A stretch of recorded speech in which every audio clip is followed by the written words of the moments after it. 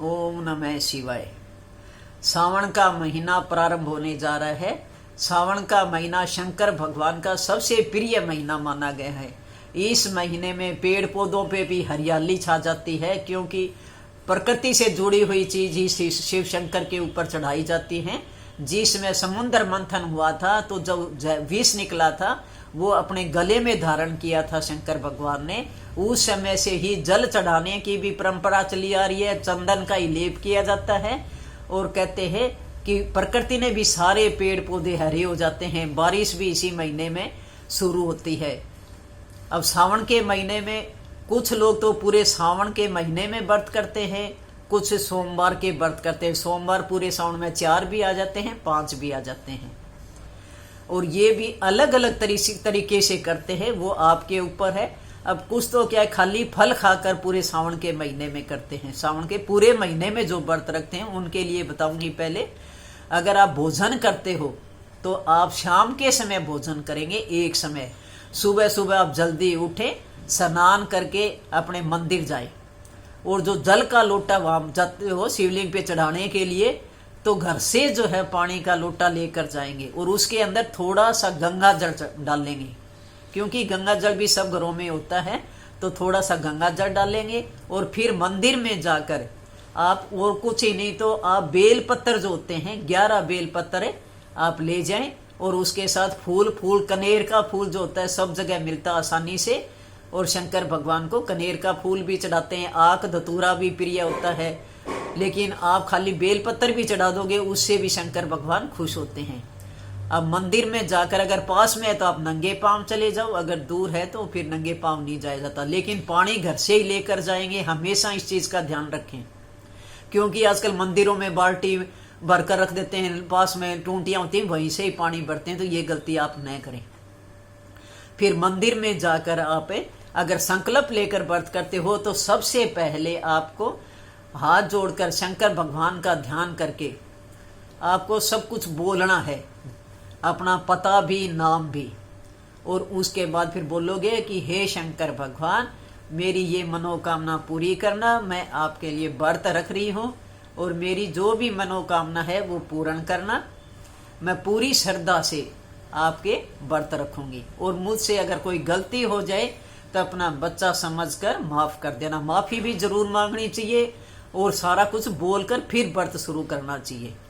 अब मंदिर में आपने दीपक भी जला दिया, धूप दीप जला दी, उसके बाद जो आपने जल चढ़ा दिया, अगर जो 11 पत्ते हैं तो आपको क्या करना है, एक पत्ता चढ़ाएंगे और उसके बाद में आपको ओम नमः शिवाय बोलना है। फिर दूसरा पत्ता चढ़ाए ओम नमः शिवाय। ओम नमः शिवाय मंत्र का जाप करेंगे, जो शंकर भगवान का सबसे बड़ा मंत्र माना गया है।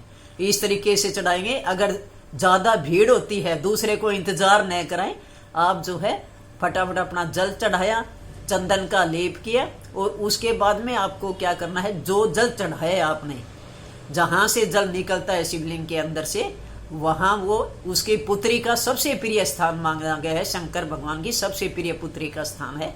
तो उसमें से आप थोड़ा सा पानी, बिल्कुल चाहे कितना ही ले आए, जितना आपका लोटे में लेकर आप पानी आ सकते हो उसमें डाल ले, जो लेकर गए थे। खाली लोटा नहीं लाना चाहिए मंदिर से कभी भी। तो उस लोटे में जल वो डाल ले थोड़ा सा। और उसके बाद अगर आप शिव चालीसा पढ़ते हो, महामृत्युंजय का जाप करते हो या ओम नमः शिवाय का करते हो, तो आप एक तरफ बैठकर, ताकि दूसरों की भी बारी आए।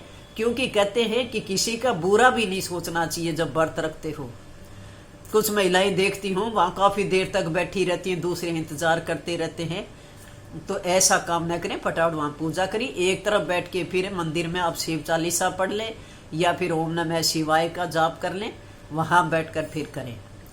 और हमेशा इस चीज का ध्यान रखें कि जिस मंदिर में आपने पहले दिन जाना शुरू किया है तो पूरे महीने उसी मंदिर में जाना है। इस चीज का भी ध्यान रखना। ये नहीं कि आज इस मंदिर में चले गए, आज उस मंदिर में चले गए, लगातार उसी मंदिर में जाना है और पानी के अंदर गंगा जल भी डालना है। अब ये हुई सुबह की पूजा पाठ की शंकर भगवान की, आपने मंदिर में जाकर पूजा कर ली या फिर आप घर पर भी कर सकते हो। उसके बाद आप दूध वगैरह ले सकते हो, दूध भी पी सकते हो। अगर पूरे महीने का करता है तो फल वगैरह भी आप कुछ ले सकते हो। ये नहीं कि शरीर को कष्ट देकर व्रत करो। फिर आराम से फल वगैरह जो भी आपकी इच्छा है, चाय ले सकते हो, पानी ले सकते हो, दूध ले सकते हो, उसका सेवन कर लें। लेकिन अगर भोजन करते हो एक समय, तो शाम को भोजन करना चाहिए। पूजा पाठ कर ली, 2 बत्ती लगा दी, उसके बाद फिर आप भोजन करें शाम के समय। पूजा, सुबह की पूजा हमेशा सूर्य उदय होने से पहले, और जब दोनों समय मिलते हैं उस समय आप भोजन कर लें। अगर खाली फल खाते हो तो उस समय फल खा लें। और इस महीने में जो साग होता है, पत्तेदार जो भी सब्जियां हैं, इसका सेवन नहीं करना चाहिए सावन के महीने में। वैसे तो वैज्ञानिक दृष्टि से भी अच्छा नहीं माना जाता, क्योंकि कीड़े मकोड़े हो जाते हैं पत्तों के अंदर, इसलिए जो है पत्तेदार सब्जियां इस महीने में सेवन नहीं की जाती। और लहसुन प्याज भी बिल्कुल नहीं खाना। अगर आप व्रत कर रहे हो तो लहसुन प्याज नहीं खाना, खाली सब्जी बना लें, या फिर खाली मीठा खाकर ही आप पूरे सावन के महीने का व्रत कर सकते हो। इसी तरह अगर सोमवार का व्रत करते हो, 4 या 5 सोमवार जो आते हैं उसका करते हो, तो बिना नमक के भी आप कर सकते हो पूरे सोमवार के व्रत है। और उसमें आप जो है खाली फल खा कर सोमवार का व्रत करें। अगर ज्यादा ही शरीर में कमजोरी है तो एक समय आप भोजन भी कर सकते हो, क्योंकि शंकर भगवान थोड़ी सी पूजा से जो है खुश हो जाते हैं। लेकिन ये ध्यान रखें कि सबसे पहले गणेश जी की पूजा करेंगे, फिर शिव पार्वती की, और फिर नंदी की। पूरे शिव शंकर भगवान कहते हैं गणेश जी की पूजा करे बगैर कोई भी पूजा हो वो अधूरी मानी जाती है। तो इस चीज का नियम का भी ध्यान रखेंगे, गणेश जी की पूजा करें। अब ये था सोमवार का नियम है। तो आप बेलपत्र भी चढ़ा सकते हो, कोई भी प्रसाद हो आप शंकर भगवान पे। गुड़ चने का प्रसाद भी बहुत अच्छा होता है, गुड़ चने का प्रसाद भी आप शंकर भगवान पे चढ़ा दें, क्योंकि बिल्कुल सस्ती चीज से ही शंकर भगवान खुश हो जाते हैं। और सोमवार को आप फल खाकर भी कर सकते हो, भोजन भी करके खा सकते हो, लेकिन शाम के समय भोजन करेंगे। अब जो जल आप लेकर आए हो, आपके मन में आया होगा कि उसका क्या करें, तो आपको क्या करना, उस जल के अंदर घर का शुद्ध और जल मिला लें। अगर आपके घर में कोई बीमार व्यक्ति है तो उसको जो है वो जल पिला दें दिन में थोड़ा थोड़ा करके, तो उसकी बीमारियां काट देते हैं शंकर भगवान। इतना अच्छा माना गया है उस जल को अगर पिलाते हो।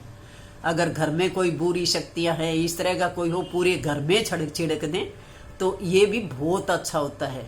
जैसे आपका कोई काम नहीं बनता हो या नौकरी के लिए किसी को है तो उसको पिला सकते हैं, बहुत ही अच्छा होता है। नहीं, पूरे घर में इस जल का छिड़काव कर दें। तो ये थे शंकर भगवान की पूजा के नियम। और व्रत के, व्रत में कहते हैं नमक वैसे खाते नहीं है शंकर भगवान के, जो भी हम व्रत करते हैं, लेकिन शरीर को देखते हुए नमक भी, अब जिस तरह बीपी वगैरह है किसी को तो बीपी और ज्यादा लो हो जाएगा, तो इसलिए शरीर को देखते हुए आप सिंधा नमक यूज कर लें। और उसके बाद जैसे उद्यापन करते हो, तो उद्यापन में क्या करते हैं, कहते हैं दान जरूर करना चाहिए जितना आपकी इच्छा हो। अगर आपकी गुंजाइश है तो धोती कुर्ता शंकर भगवान का और साड़ी जो है पार्वती माता की, ये दोनों निकालें। और उनके साथ में एक बेल पत्र जरूर रखेंगे, शंकर भगवान वाली धोती कुर्ता में भी, और माता की जो आपने साड़ी ली है उसके अंदर बेल पत्र रख दें।